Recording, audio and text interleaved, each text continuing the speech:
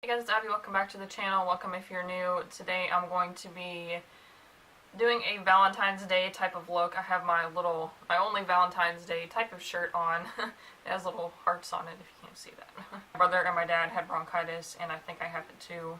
So green juice is my only hope at this point. Personally, I don't think my voice was affected that much. It sounds like just a tad deeper, but not bad. But I am going to use this e.l.f. contour palette. And I'm taking this bronzer shade right here that is in my Project Pan Roulette. Just washed my brushes yesterday, so they should be nice and clean.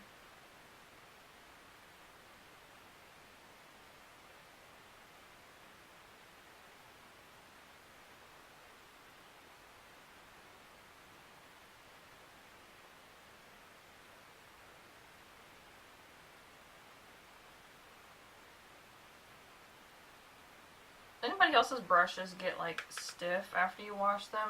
Just me?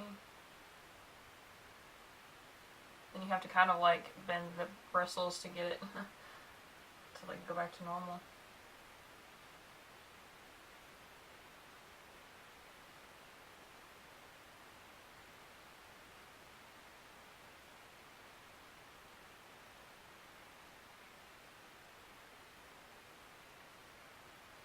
And I take this light, it's not really a highlighter on me, but just skin color. I'm taking that on this blush, or this powder brush, and putting that underneath of my contour just to clean it up a little bit.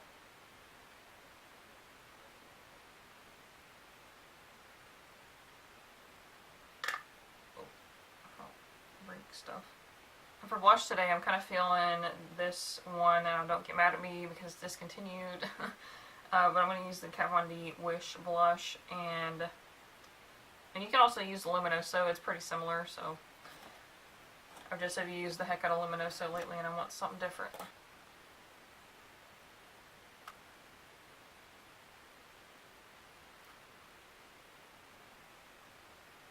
And for highlighter, I'm going back to that contour palette and taking the shimmery highlighter shade.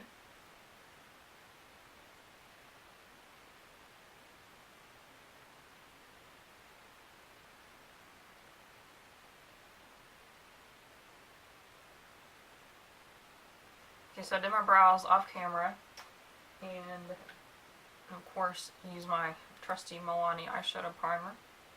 I wasn't sure what I wanted to do on my eyes, so I thought I would give the e.l.f. Matte for Matte palette another try. I have not been too enthused with this palette, but hopefully that I can get something out of it this time. So I am going to use this like mauve shade right here and put that in my crease.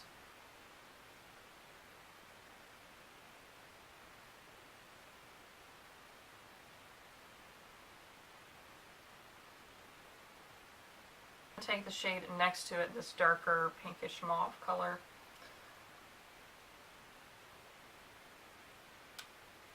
Put that like in the outer part. These shadows, I noticed you have to be really careful not to overblend because they are like super, I don't even know what you would call it. They're not powdery because they don't kick up powder when you put your brush in. I don't know. So I got a pretty soft look so far. I'm going to take a little bit smaller brush and go into the shade next to that. So I've used these three right here so far.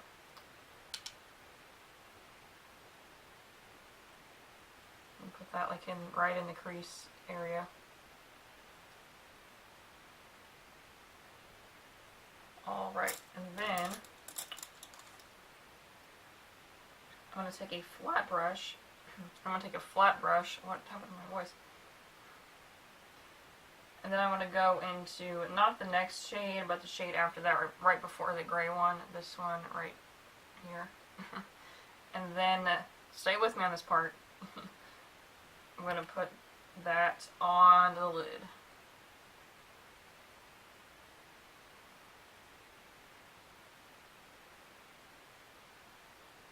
You can of course use any gradient of like brownish pink eyeshadows that you want. If you don't have this palette, or if you're like me, you're not sure if you like it or not. Okay, and then take this really pointed blending brush and go back into that second pinkish shade that we used and get a little bit. I always have trouble with this area right here of my eyeshadow, so I'm going to try to blend a little bit of this there. We'll see how that turns out.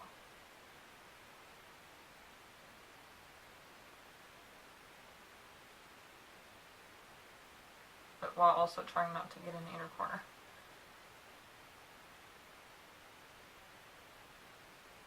This feels really weird to put, like, so you're feeling in that area of your eye. Okay, so far so good, I think. And you can kind of see the distinct colors at this point, but sometimes with this palette they kind of blend together. I had the same problem with the Balm eyeshadow palette in the past. Then I'm going to do the lower lash line next, so I'm going to take that shade that I just used, that second pinkish one, and put that underneath of the lower lash line.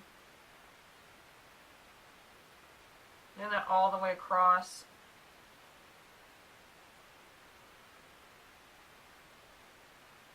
And then I'm going to take that next shade, so the third shade that we used, and put that just on the outer part right here.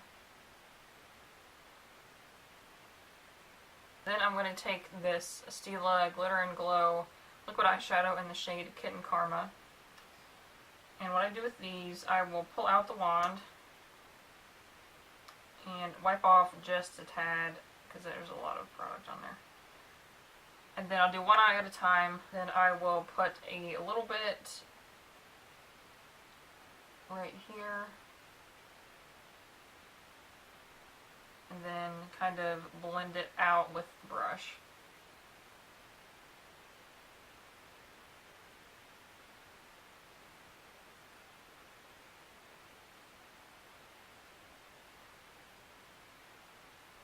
Only so much blending you can do with these because they do have their own liquid base. That's why they're called liquid eyeshadow. But like once that dries, you can't really move the glitters without taking them off.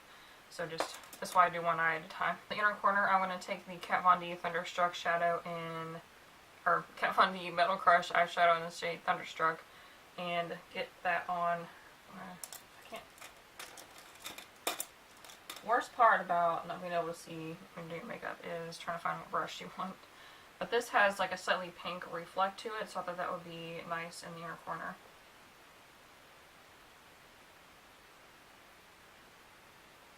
Then I always bring that up just a little bit on like the upper part of the lid.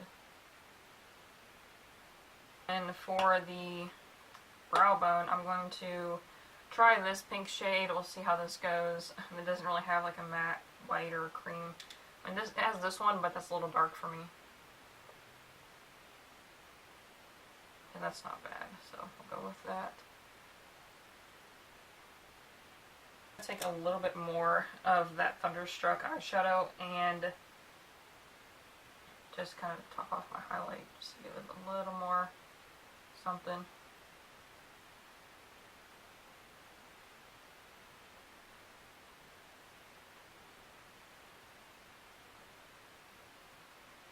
I'm going to use a new product, newish. I've used it once.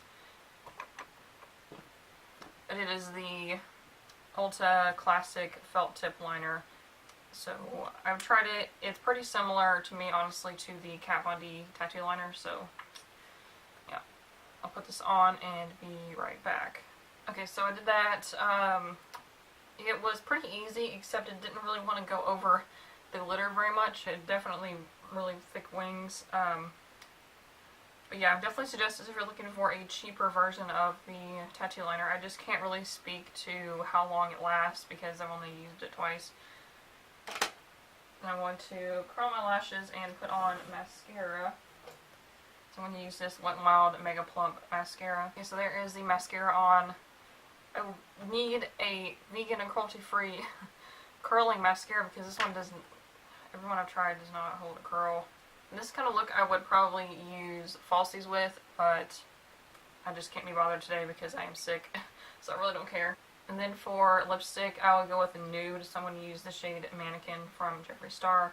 You could use like one bow and arrow or just another nude shade that you have.